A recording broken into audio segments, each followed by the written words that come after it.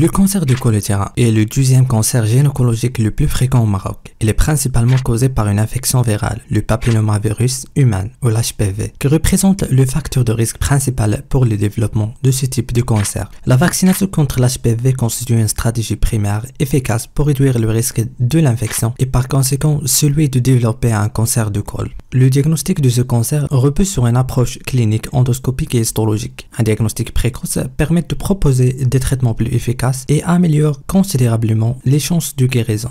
La classification du cancer du col utérin établie par FIGO, ou la Fédération internationale de gynécologie et d'obstétrique, est utilisée pour évaluer l'extension de la maladie. Cette classification se base sur un examen clinique effectué sous sédation. La classification FIGO divise la maladie en différents stades, selon l'étendue de la tumeur et son invasion dans les tissus voisins. Le stade 1 signifie que le cancer est limité au col utérin, sans propagation à d'autres zones. Le stade 2 indique que le cancer s'étend au-delà du col utérin, mais ne touche pas encore les parois pelviennes ou le bas de vagin. Au stade 3, le cancer a envahi la paroi ou le bas de vagin. Et enfin, le stade 4 correspond à une propagation du cancer à d'autres organes, tels que la vessie, le rectum ou d'autres parties du corps. Chaque stade est également subdivisé en catégories A et B pour fournir une évaluation plus précise de l'extension de la maladie. Le choix de traitement est pris lors d'une réunion de consultation pluridisciplinaire. L'objectif principal est d'éradiquer la tumeur, d'améliorer la survie et d'éviter toute récidive et de prendre en charge le bien-être psychologique de la patiente. La chirurgie peut consister en une conisation qui permet d'enlever une partie du col affectée par la tumeur et dans les cas graves, la hystérectomie totale, c'est-à-dire l'ablation complète de l'utérus. Une intervention plus radicale est la colpo-hystérectomie élargie qui comprend également l'ablation des ganglions lymphatiques. Si la tumeur est localement avancée, une pelvectomie qui peut être antérieure, postérieure ou totale peut être réalisée pour enlever les tissus et les organes affectés dans la région pelvienne. La radiothérapie est utilisée pour détruire les cellules cancéreuses restantes, administrée sous forme de curithérapie utérovaginale qui consiste à placer des sources radioactives directement dans ou près de la tumeur ou par radiothérapie externe qui utilise des rayons dirigés vers la zone affectée. En fonction du type et du stade du cancer, la chimiothérapie peut être utilisée seule en complément de la chirurgie et ou de la radiothérapie. En ce qui concerne les indications de traitement, le cas du cancer micro-invasif, aussi appelé carcinome in situ, avec une micro-invasion stromale débutante moins de 1 mm,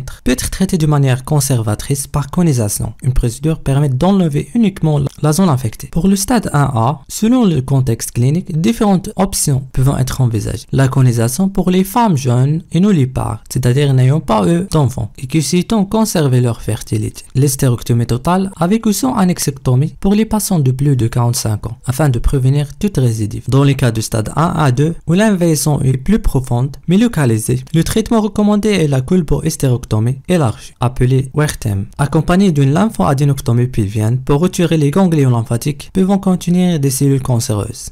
Pour les cancers invasifs, le traitement dépend du stade. Pour les stades 1B1, le traitement consiste en curithérapie et de colpo-hystérectomie élargie avec lymphoadénectomie pelvienne. Pour les stades 1B2 jusqu'à 4A, une combinaison radiothérapie-chimiothérapie associée à une curithérapie urétrovaginale peut être utilisée. Et en fonction de l'étendue du cancer, un traitement chirurgical peut également être envisagé. Pour le stade 4B, où le cancer a métastasé, un traitement est basé sur la radiochimiothérapie. La prise en charge du cancer du col utérin chez une patiente enceinte dépend du stade du cancer et de l'état général de la patiente, ainsi que son âge gestationnel. La décision thérapeutique doit être prise avec le consentement de la patiente, en tenant compte de l'impact de chaque traitement sur la grossesse.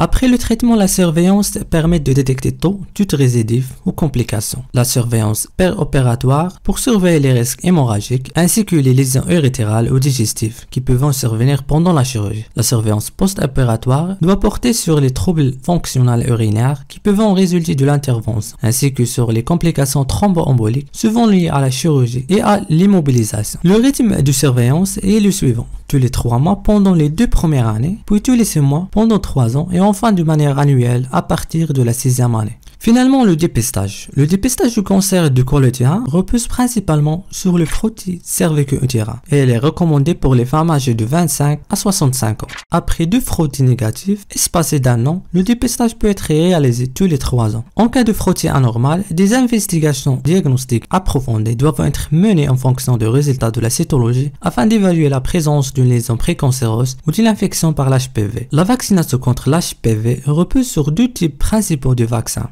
le vaccin bivalent qui protège contre les types 16 et 18, responsables de la majorité des cancers de col utérin, et le vaccin quadrivalent qui protège en plus contre les types 6 et 11, qui sont souvent responsables des verrues génitales. La vaccination est fortement recommandée chez les jeunes filles âgées de 14 à 15 ans, avant le début de l'activité sexuelle. Elle peut être réalisée jusqu'à 23 ans, à condition que la personne n'a pas encore eu des relations sexuelles, au plus tard d'1 an après le début de l'activité sexuelle. Merci d'avoir regardé jusqu'à la fin, et n'oubliez pas de regarder cette vidéo ici. Au revoir.